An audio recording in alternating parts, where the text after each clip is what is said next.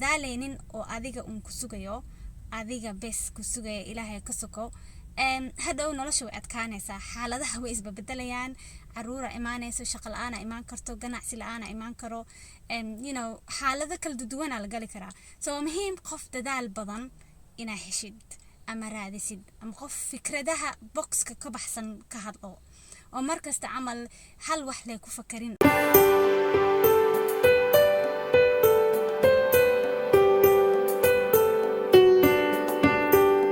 kusoo dhawow channelka is anfac mahadsanid السلام عليكم ورحمة الله وبركاته دمانتي وأدين سلامي إلهي وحان إذن كغرجينا يا عمر دير عبادة دميستيران يعافي مادن ملكستو جوكتان كسو دوادا channel كس أنفع ما أنت وحايدين هيا وحيابا ير أون جعليستي إنان إذن لو ذاقو وكسابسن سيدي كدوران كرتا لمانا هاغا هدي آدن تهي أما قف دمر تهي سيدي كدوران كرتا لمانا هاغا هورتا وحيابا وحاجرو adiga qaas ku ah oo qofna kula wadaagin iyo waxyaabo waxa jiro bulshada dhan ay kula wadaagto waxyaabo bulshada kula wadaagto waxa kamid ah ama ka koow ah qofka inuu qof diin leeyahay ama diinta ku dhaqmo taas waa mid furaha koowaad ee qof walba uu ku haminayo way qofku markuu diin leeyahay ama ilaahay ka cabsanayo ama ilaahay xushmeenayo qofkaas dambi kama galayo wuu iska ka ilaalinaya ama dumar ha ahaado ama raga ahaado taas waa furaha koowaad ee aad ku dooran kartid lamaanahaaga markasta ogow oo xusuusno asxaanka kaliya ee ugu wanaagsan aad u sameynaysid caruurtaada mustaqbalka waxa weeye kan koowaad ee ah aad ku dooranaysid aabahood ama hooyadood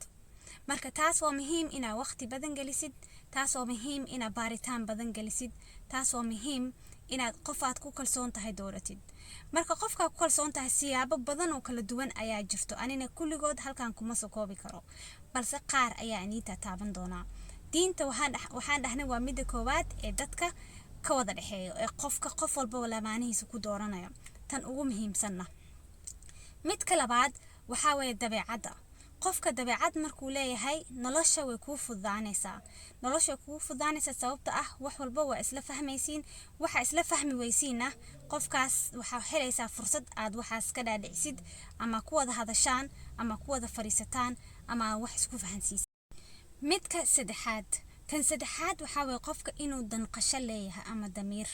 danqasho iyo damiir waa laba eray oo iska daba dhow sida ani ila tahay waa qaldanaan karaa Soomaaliga ereyada qaarna si fiican uma aqaano fadlan hadii ay qaldanahay isax waayo ilaahay ayaa ah ma qaldame bini'aadan aniga ahay soo marka damiirka qofka markuu leeyahay ama danqasho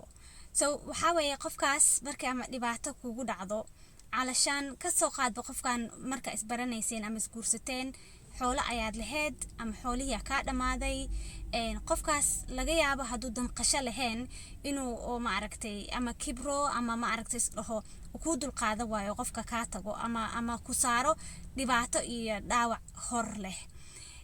qofka damiir markuu leeyahay marka ilaahay uu ka baqayaa wuxuu isleeyahay qofka shalay waxaad ku dooratay baanta ma hayo balse waxa muhiim ah in aad u dul qaadatid laga bixi doonaana ilaahay og hadaan laga bixina isla mar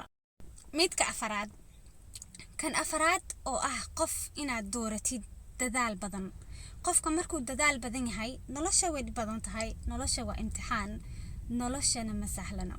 soo qofka markuu dadaal badan yahay markay caqabad idin ka hor imaado wuxuu isku dayaa in sida boxkaas ugu bixi lahaydeen inuu fikiro qofkii wixii wax hor leh ama wax cusub uu la yimaado qofka markuu dadaalo ilaahay duceysto ilaahayna wuu garab galaa ma fahantay Soomaalidana waxay ku maamahan dadaalaa wuu gaaraa balse qof aan dadaaleynin oo adiga ku sugayo adiga bes ku sugaya ilaahay ka soko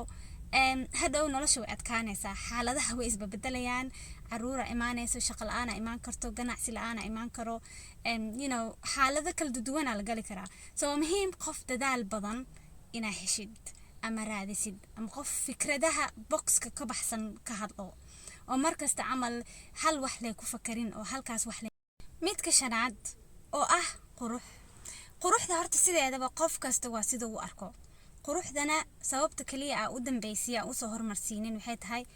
muhiim aha qofkii inuu qurux waxay dadka u yaqaanaan aadna u taqaanid quruxda Soomaaliyeed sida arkay waxay u yaqaanaan qof dheer oo dhuuban oo cad balse run ahaantii qofkaas meel ma aragtay oo qof ra'yigiis leh waay waxaas ma fahantay qof kasta qurxanaan karo qofka quruxda dhabta ahna runtii ani ra'yigayga daa ka hadlo waa niyada ma fahantay qof qalbi wanaagsan qof naxariis badan qof diinta ku dhaqmo qof hadal wanaagsan qof dabeecad fiican waxyaabaha badanaa dadka aad ku dooranaysid ha ku dooranin qofka waxba ka bedeli karin wuxuu waxba ka bedeli karin waxaa ka mid ah siduu ilaahay u abuuray qofkan ilaahay suu abuuray waxba kama bedeli karo qof gaabna isma dheeraysiin karo qof dheerna isma gaabin karo hadduu rabo qof waxyaabo badanaa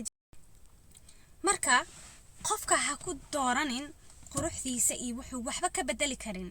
balse ku dooro wuxuu wax ka bedeli karo sida dadaalka oo kale dadaalkii quruxda isbarbar dhigo dadaalka ayaa muhiimsan sababtoo ah qofka markuu dadaalayo macnaheedu waxa waaye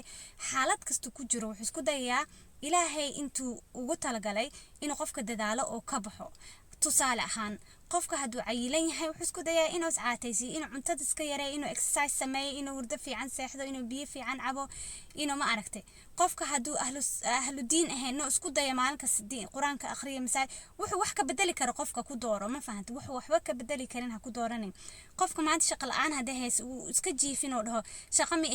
shaqo ma haysti ma kacaayo aroortii taas macnaheedu ma inaad jiiftid waa inaad kacdid aroortii oo raadisid shaqo soo qofka dadaalkiisa ku dooro dadaalkiisa ayaa isbedel adduun iyo aakhiro labadaba kuu keenayo waxyaabo kaloo badan ayaa jiro haddii aad ka hesheen topican waa soo badin karaa asoo nuucyo kala duwan leh maxay muhiim u tahay ani inaa iga dhageysatid waxaan ani horta sida hore idinkugu sheegay hooyaa ahay oo xaas ah marka khibrado badan oo waa u leeyahay waxaa isleeyahay waa ka hadli kartaa sida qof u dooran kartid ama nolol wanaagsan ee guur ugu noolaan kartid waxyaa different topics ka hadlaa sida ogtihiin haddii topicyadan in xiiseenayaan ama wax ka duwan aad rabtid waa ila soo wadaagi kartaa insha allah waa ku dari doonaa liiska markaa fursad u helan waa idinla soo wadaagi doonaa